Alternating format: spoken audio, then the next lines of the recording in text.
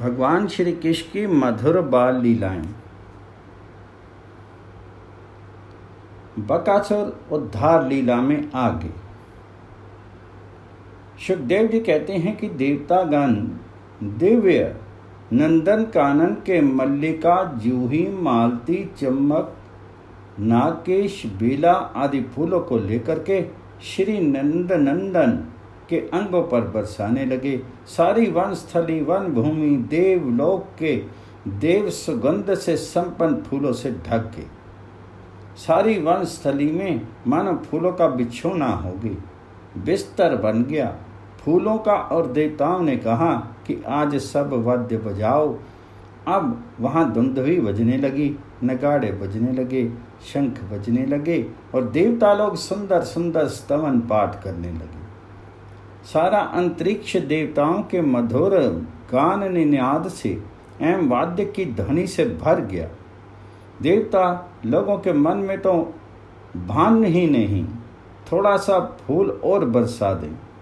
कुछ देवता बोले, हम नए लेकर के आए हैं, हम और बरसावें। आप फूल लावें और बरसावें, लावें और बरसावें, तथा स्तुति करते करते अघावें नहीं। कितनी स्तुति की, नए नए भावों का उदय हो रहा। देवता सब जानने वाले और इनके गुणों का पार नहीं। अनंत के स्तवन का अंत कैसे आवे? अनंत के रूप का अंत नहीं है, अनंत के गुणों का अंत नहीं है और उनके स्तवन का अंत नहीं है। मधुमंगल बोले, देखो तो क्या हो रहा है। ये फूल ऊपर से आ रहे हैं, ये देखो, मैं देख रहा हूँ विमान में बहुत ऊपर सबसे सुंदर सुंदर चीजें, उसमें देखो तमाम देवताओं की देवियां बैठी हैं, ये देवता बैठे हैं और ये फूल बरसा रहे हैं। एक ने कहा, ऊपर से बरसा रहे हैं? मधुमंगल बोला, हाँ, और सुनते नहीं हो, गा भी रहे हैं। तो गोप बालक बोले, बाजे तो सुन रहे हैं, पर वहाँ बाजे बज रहे हैं क्या? अब वहाँ का समारोह बड़ा सुंदर हो गया। तमाम बच्चों का देख सुन करके आश्चर्य हो गया। सब अत्यंत विस्मय में डूब गए। पर अब देवताओं के गान वाद्य की ओर कितनी देर तक ये देखें। अब तो उनको सबसे ज़्यादा इस बात की कल्पना है कि हमारा कन्हैया बकासुर के मुंह में से निकल आया है, हमारा प्यारा मित्र मार दिया। ये बात तो गौण है। ये देखो ना, इसका कितना बड़ा मुंह है, ये चोंच फैलाए हुए, और इसके मुंह से ये निकल आया।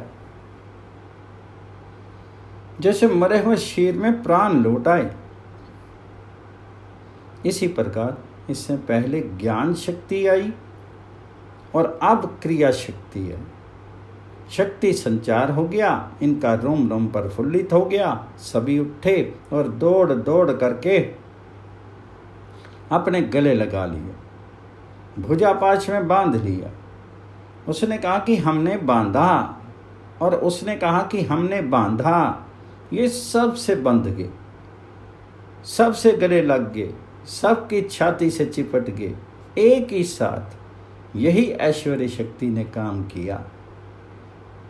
अब उन गोप बालकों के सुख का कोई पारावार नहीं है, उनके सुख का कोई ठिकाना नहीं है।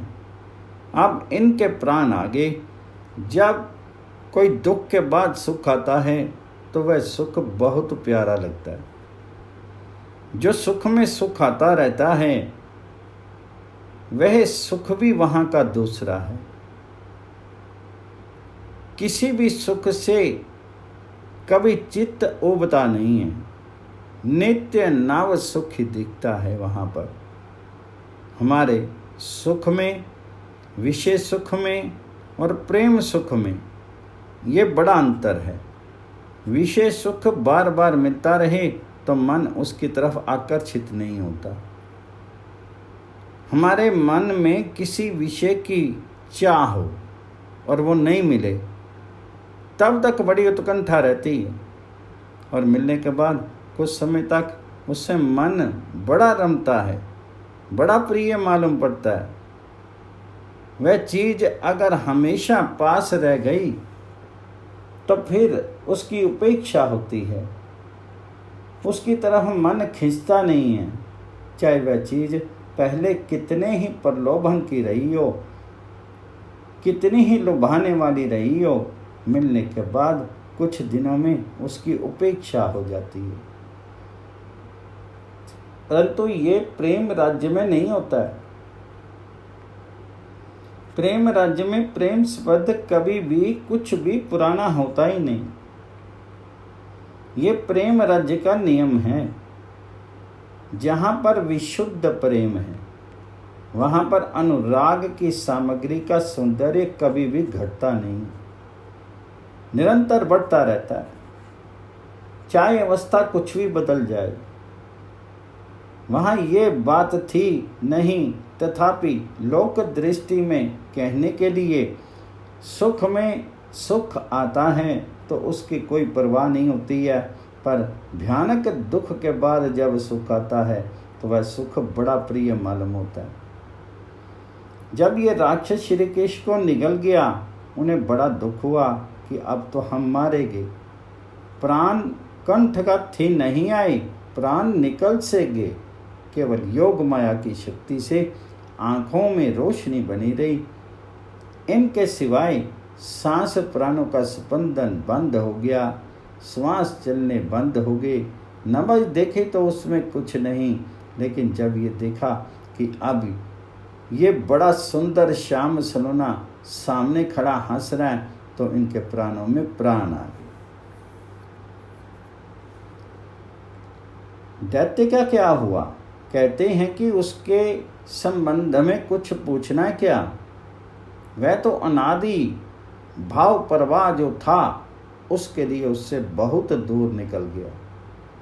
वह प्रवाह कहीं पीछे रह गया, उसके लिए प्रवाह रहा नहीं। उसके शीर में से ज्योति निकली और श्री कृष्ण में समा गई।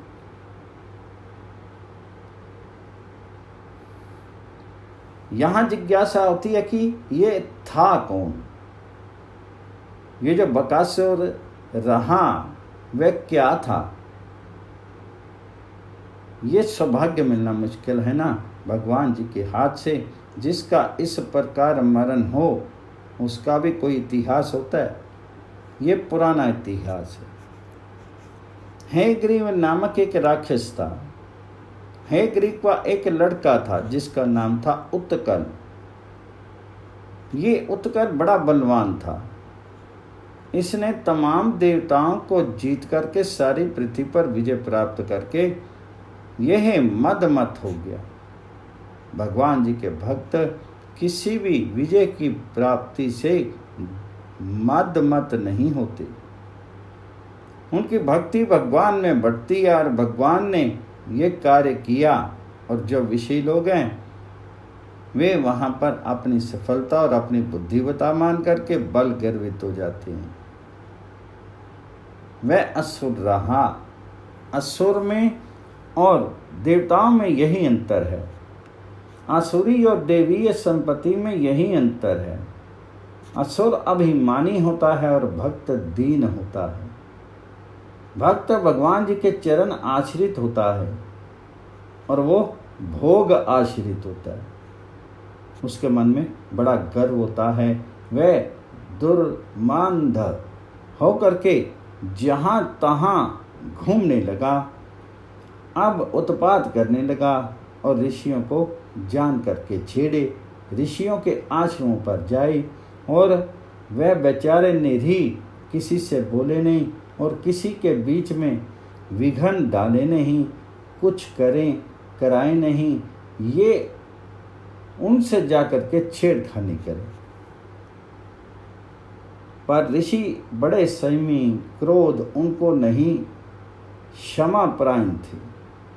वे बोले नहीं, पर कहीं कोई जब बहुत खरीदने लगे तो मन में आ ही जाता है और होता है। उसके मंगल के लिए है। जहाँ पर सिंधु सागर का संगम है वहाँ पर जाजली मुनि के एक कुटिया रही, घास की कुटिया थी। वहाँ बहुत शोभा रही। वहाँ एक सरोवर था और समुद्र संगम पास ही था। उसमें बहुत मछलियाँ रहती थी। जो आतुर होते हैं उनको जीवों को दुख देने में, हिंसा करने में, उनको दुखी देखने में इनको सुख होता है। वे जानबूझ करके बेमतलब किसी पक्षी को, किसी मक्खी को पकड़ लेते हैं, बांध लेते हैं और ऐसा करके उनको मज़ा आता है। मछलियाँ बेचारी जल में घूम रही हैं, खेल रही हैं और बंसी डाल करके उनको पकड़ लिया। उनके तो प्राण आ रहे हैं पर यहाँ उनको खुशी हो रही है। वहाँ ऋषि के आश्रम के समीप सब पशु पक्षी जीव जंतु निर्भीक रहते थे। मछलियाँ निर्भय होकर के खेल रही थी। असुर उत्कल ने वहाँ पर बार बार बंसी फेंकी और खींच खींच कर मछलियों को बाहर निकालने लगा। इसको हत्या में रस आ रहा था। ऋषि की आंख उधर गई तो देखा और कहा, भैया देखो, ये साधुओं की कुटिया है और यहाँ पर रहने वाले जीव जंतु सब के सब निर्भय रहते हैं। तुम इनमें भय पैदा मत करो। तुम्हें क्या मिलेगा, तुम यहाँ से जाओ। वह नहीं माना। बोला, तुम कौन हो बोलने वाले? बड़े साधु बन करके आए। सब हमने देखा है, सब ऐसे बदमाश लोग कुटिया बांध करके बैठ जाते हैं। फिर मुनि ने समझाया, हाथ जोड़े, बोले, भैया देखो, हम तुम्हारा कोई अनिष्ट नहीं करते, लेकिन तुम इन जीवों को मत सताओ। वह फिर भी नहीं माना। बोला, अब तो निकलोगे, तुमको जो करना हो कर लो। हम तो नहीं मानते और करेंगे। अब तो हम और मछलियां निकालेंगे। वह माना नहीं। अब जाजली के नेत्रों में जरा रोष आ गया। मन में आया कि ये तो बगुला सा मालूम होता है। उन्होंने कहा, तुम मानता नहीं तो जा, बगुला हो जा। बस जहां ऋषि जाजली के मुख से निकला कि बगुला हो जा, तो उत्कल राक्षस उसी समय बगुला हो गया। अब उसका नशा उतरा। दुख में नशा उतरता, सुख में तो समझता कि मेरे समान है कौन। हम ही भगवान हैं और कौन भगवान। आदमी ऐसा कह देता है। जब उसका नशा उतरा तो मन में करुणा आई। अब जहां मान गया वहीं दैन्य आया। दैन्य आया तो मुनि के चरणों में गिर पड़ा। बोला, महाराज बड़ी भूल होगी, बड़ा अपराध हो गया। आपके आश्रम पर आकर के मैंने बड़ी उद्दंडता की। ऋषि बोले, भाई हम तो तुम्हें मना रहे थे, तुम्हारी खुशामद कर रहे थे कि मत करो पाप, मत करो पाप, और तुम माने नहीं। तब उसने कहा कि मैं मानता कैसे, मेरे में तो महाराज मद छा रहा था। मैं तो उस समय अपने अभिमान में प्रमत्त था कि कौन ऋषि होता है, कौन भगवान होता है, कौन मेरा क्या कर सकता है। मैं तो बलवान हूँ। ऋषि बोले, अब भोगो, मेरे मुंह से अब निकल गई तो बगला तो बनोगे ही। उत्कल बोला, महाराज फिर मेरा उद्धार कैसे होगा। उनके चरणों में गिर पड़ा। मुनि के मन में तो कोई क्रोध था नहीं, अतः ऋषि द्रवित हो गए, उनका हृदय पिघल गया। संतों का यही होता है। संतों का जो क्रोध होता है वह होता है जल की लकीर के समान। उसका क्रोध लो कील सदृश नहीं होता कि जो बिना गलाए ना मिटे। वह तो आगे आगे लकीर गई और पीछे पीछे मिटती चली गई। ऋषि द्रवित हो गए और बोले, तुम क्या चाहते हो? उत्कल बोला, महाराज आपके चरणों में आ गया ना, इसलिए बगले का देह भी छूटे और संसार से मुक्ति भी हो, और महाराज भगवान जी के दर्शन हो जाएं। उनके ध्यान में ये बात आ गई कि जाजली के ने गोपी बनने के लिए तप किया था। उसने सोचा कि यह भगवान को जानता होगा। उसने कहा, महाराज कैसे भी दर्शन हो जाएं। ऋषि बोले, अच्छा कोई बात नहीं, हो जाएगा। 28वें द्वापर के अंत में वह वस्वत मनवंतर के अंतर्गत भगवान श्री कृष्ण स्वयं प्रकट होंगे और वृंदावन में बछड़े चराते हुए विचरेंगे। उस समय श्री कृष्ण की सन्निधि में तुम्हारा छुटकारा होगा और उसमें तुम्हारी तन्मयता होगी।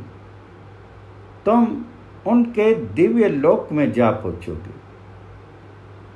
यहाँ टीकाकार लिखते हैं, कहते हैं कि भाई देखो भाई, अश्रद्धा से भी और अशुभ निमित्त से भी यदि संत का संग हो जाए तो एक बार संत की अवज्ञा के कारण से दुख होगा, पर संत के संग का जो अमोघ फल है भगवत प्राप्ति, वह हुए बिना रहेगा नहीं। एक बार तो कष्ट होगा क्योंकि उसने संत की अवज्ञा की, लेकिन उसका जो महाफल है वह हुए बिना रहेगा नहीं। इसलिए उत्कल दैत्य जो था ये बकासुर हुआ और उसका उद्धार हुआ। इस प्रकार से भगवान जी का लीला क्रम बड़े मजे में चल रहा है और भगवान जी खेल रहे हैं। अब इधर क्या हुआ कि शाम हो गई, घर की ओर चलने का समय हो गया। आज श्याम सुंदर सखाओं से कहना भूल गए थे कि घर में किसी से कहना नहीं, और इसके तो ये स्वभाव में है कि श्याम सुंदर की बड़ाई जितनी करें उतना ही सुख मिले। इनका स्वभाव है कि श्री कृष्ण की दूसरे बड़ाई करें तो भी सुख मिले और अपनी बड़ाई करें तो भी सुख मिले। निंदा कोई करे तो उससे लड़ पड़े। कन्हैया की निंदा इनसे सहन नहीं होती और अपनी निंदा करते जानते ही नहीं। ये स्वयं श्याम सुंदर को तो कुछ भी कह दे, पर दूसरा कोई जरा भी कह दे तो सहन नहीं। ये सब जा करके अपने घरों में कहने लगे और कुछ तो पहुंचे नंद बाबा के पास।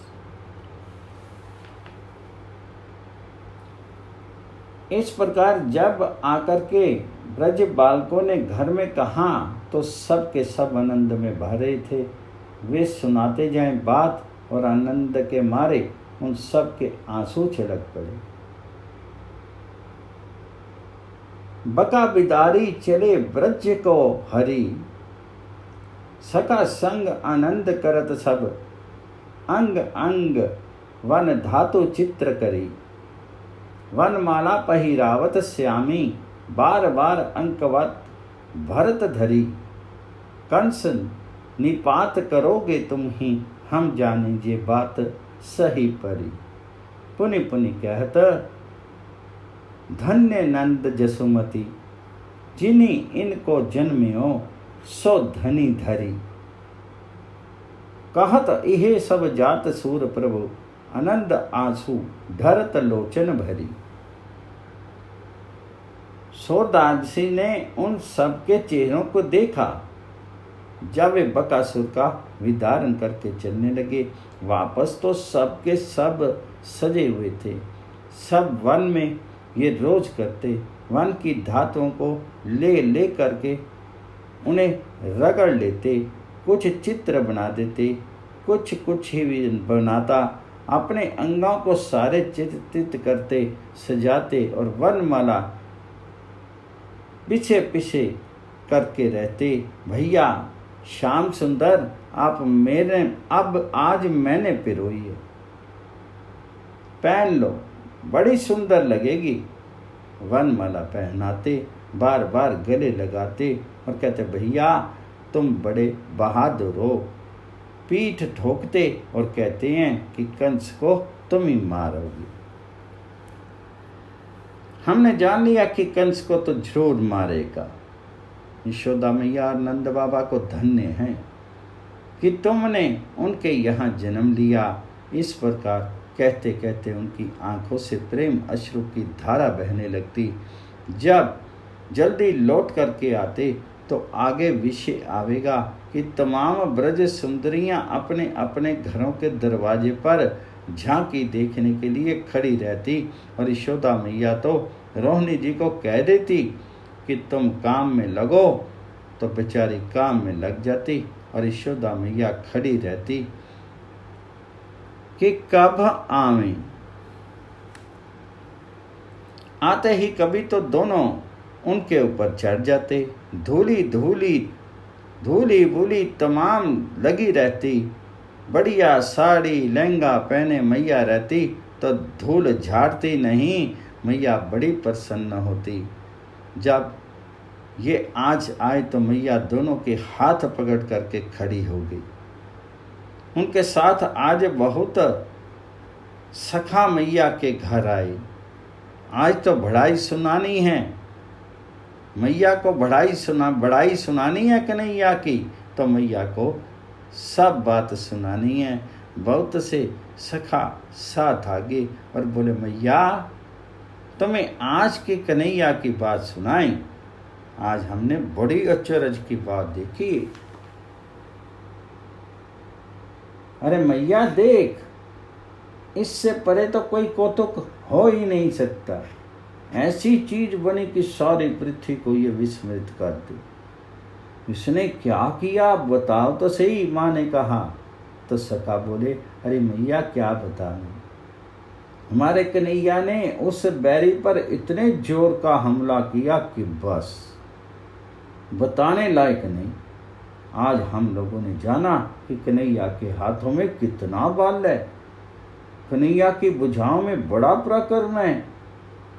ये आज हमने समझ लिया मैया, तुम जानती हो कि हमारे ही जैसा है, पर आज हमने समझ लिया कि इसमें बड़ी ताकत है। अब इन्होंने सोचा कि मैया सुनकर के प्रसन्न होगी, लाला की बहादुरी की बात सुनाएं, और मैया डर गई।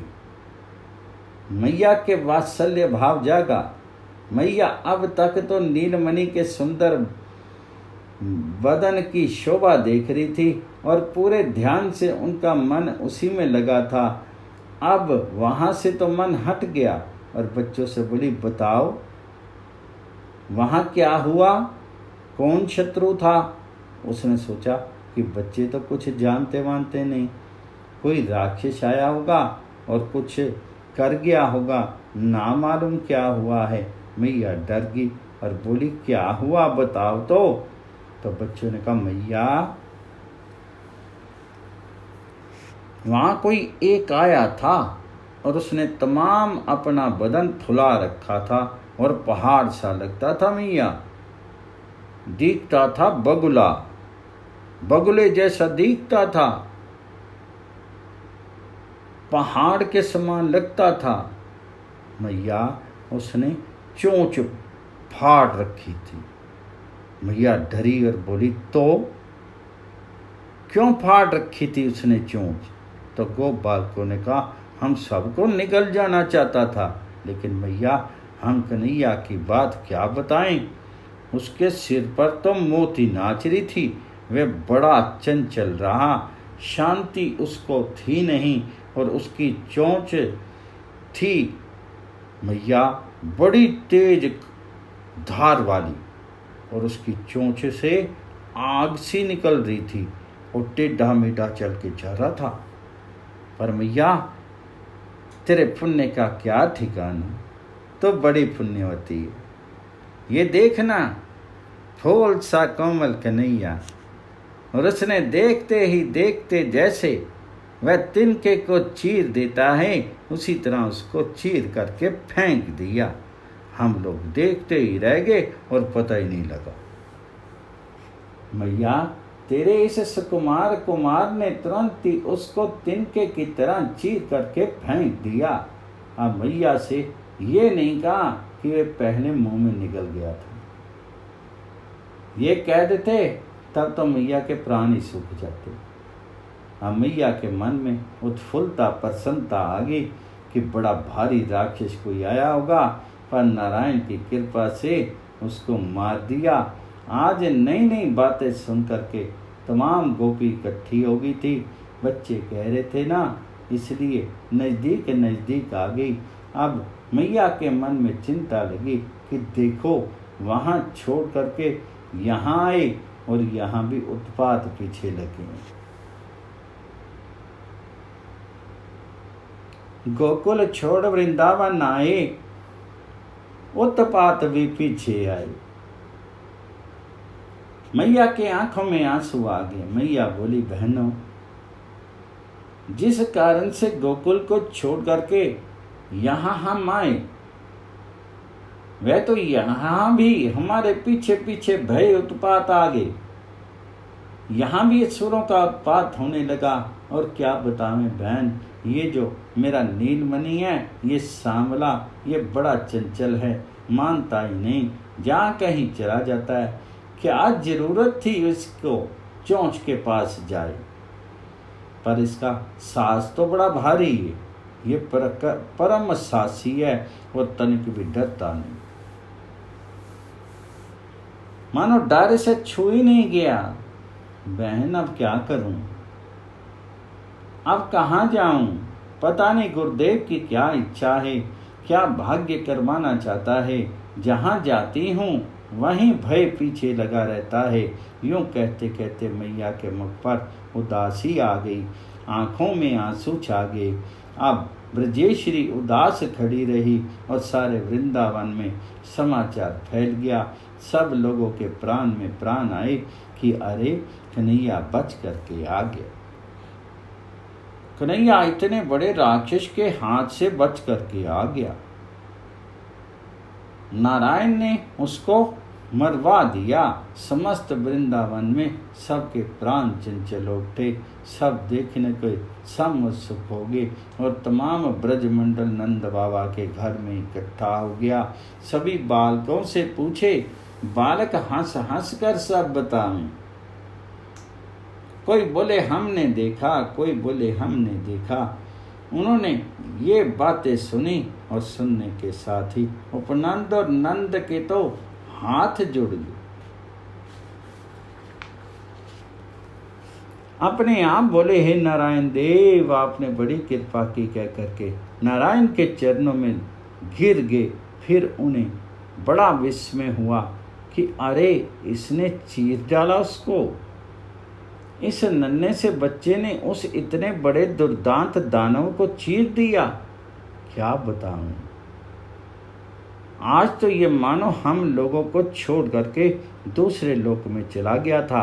ना लौटता तो क्या करते, पर नारायण की बड़ी कृपा है। उनकी कृपा से ही ये लौट करके आ गया। ये मौत की छाया छू करके आ गया। मौत की छाया तो आ गई ही थी, बाकी क्या था।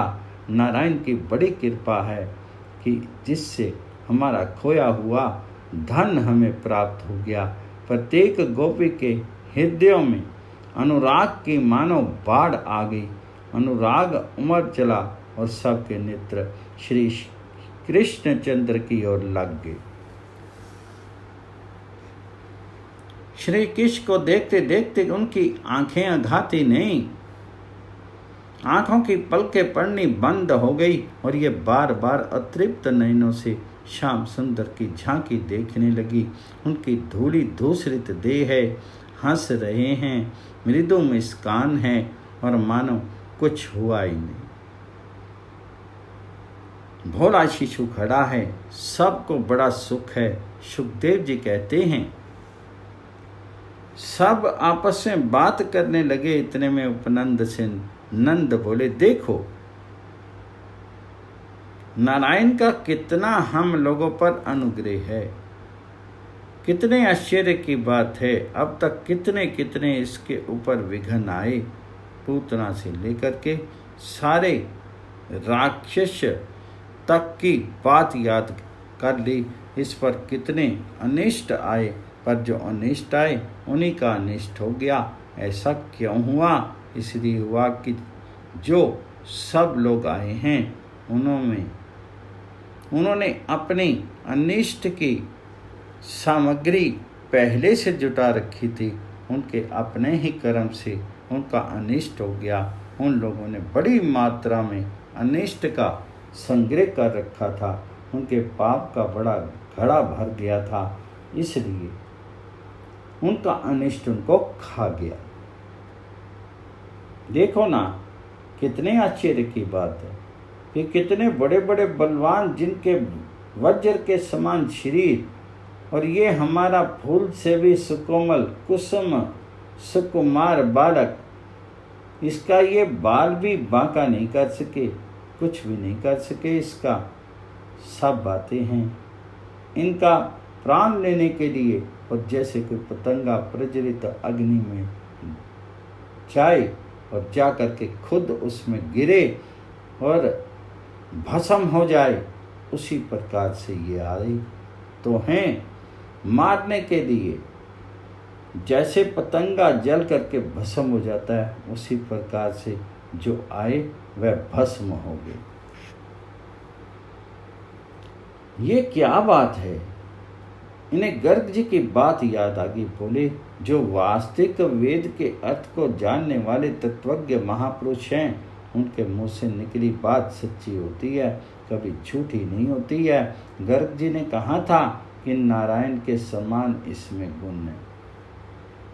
बड़े बड़े विघ्न आएंगे, पर सारे विघ्न इसके द्वारा नष्ट हो जाएंगे। इसकी बड़ी कीर्ति फैलेगी और इसको कोई मार नहीं सकेगा। सचमुच गर्ग जी की यह बात सच्ची हुई। गर्ग जी ने जो कुछ कहा वही हो गया। इस प्रकार से सब बातें करें। इधर जो ब्रजेश्वरी हैं, नंद रानी, वे अपने नित्य कर्म में लगी। उनको तो ये चिंता है ना कि समय पर अगर देवता की पूजा नहीं हुई तो अनिष्ट हो जाएगा। इधर जब नंद उपनंद आगे और देख लिया कि कोई बात नहीं है, सब प्रसन्न हैं, तब नंद रानी ने देवता की आराधना शुरू की। नंद रानी अपनी पूजा में लग गई, पर मन नहीं लगता, कभी बाहर आ जाए। आज जल्दी से पूजा समाप्त की। फिर श्री कृष्ण को अंदर ले गई और गोपियों को अपने अपने घर भेज दिया। बच्चों से कहा, तुम सब अब जाओ। उन्होंने सोचा कि जब तक ये बच्चे रहेंगे तब तक तो ये कुछ खाएगा पिएगा नहीं, इनका मन खेलने रहेगा, ना नहाएगा ना खाएगा। सब इसको घेरे हैं, इसलिए मैया ने आज्ञा दे करके सबको भेज दिया और खुद आकर के पहले अपनी साड़ी से धूली पोंछी, फिर उपटन लगाया। उस समय साबुन आदि तो थी नहीं, अपवित्र चीज़ तो वे बरते नहीं थे। आजकल ये सब बरतने लगे हैं। उपटन लगाया और उपटन लगा करके नीलमणि को और बलदाऊ को नहलाया गर्म गर्म पानी से, जिससे उनकी थकावट मिटी। फिर उनको ब्यारू करवाया और उसके बाद उससे मैया बोली, तात गृह एव भवता स्थियताम नाता परे वनांतरे गंतव्य। लाल बेटा, अब तो घर पर ही रहकर, अब घर पर ही रहा कर, अब वन में कभी नहीं जाना, क्या जरूरत है वत्स। तो यहीं बछड़ों को लाड प्यार कर लिया कर, और इनकी रक्षा के लिए जो तेरे बहुत से गोप हैं ही, ये जाएंगे जंगल में, रक्षा कर लेंगे, चरा लेंगे। तो इस काम को छोड़ दे, तो घर में ही रह जा। और बछड़ों का पालने वाले, रक्षा करने वाले तो बहुत से गोप हैं, ये सब कर लेंगे, तो इतना परिश्रम क्यों करता है। अब मैया का परिश्रम का डर नहीं है, मैया को ये डर है कि कहीं इसको कुछ हो नहीं जाए। भगवान जी ने देखा कि मैया डर के, तो मैया की ठोडी पकड़ ली, ठोडी पकड़ करके हिलाने लगे और बोले, अब हंस मैया, जरा हंस देना। मैया को हंसी आ गई। भगवान बोले, अरे मैया तू डरती क्यों है, कोई डर की बात नहीं है, तू व्यर्थ ही चिंता करती है, चिंता छोड़ दे। ये कहते कहते उनके नेत्र कमलों में आलस्य आ गया। अब निद्रा देवी ने सेवा करनी चाहिए। माँ ने उनको लेकर के परम सुंदर शैया पर सुला दिया। ये तो सो गए, पर वहाँ रात भर गोप गोपियों ने यही चर्चा चलती रही और कोई दूसरी बात ही नहीं हुई। गोप गोपी इस प्रकार श्याम बलराम की बातचीत करने लगे और ये उठ करके अपने खेल में लग गए। कभी कुछ खेलते, कभी कुछ, कभी आंख में चौनी खेलते, कभी पुल बांधते, कभी बंदरों की भांति उछलते, कभी और कुछ खेल करते। इस प्रकार ये अपना खेलने लगे। दूसरे दिन फिर वही खेल में लग गए। मैया अब बड़ी प्रसन्न हो गई। घर घर में यही चर्चा फैल गई कि नारायण ने इसको बचा लिया। एक श्लोक बड़ा सुंदर है। ये भगवान जी के लीला कथा श्रवण का महात्म्य है। कहते हैं कि जिन लोगों के कानों में ये लीला कथा आ जाती है श्रवण मात्र से, जिन्हें अनुभव भी नहीं है, कि उनके भी भाव दुख का नाश हो जाता है। इनके लिए कहा, न विंदनन भेद वेद नामा। उस पर कहते हैं कि भगवान जी के चरित्रों को जो केवल मात्र सुन लेते हैं, जिन्हें अनुभव नहीं, जिन्हें केवल सुनने मात्र का लीला संबंधी ज्ञान है, उसमें भी भाव दुख का लेश नहीं रहता। लीला श्रवण की इतनी महिमा है।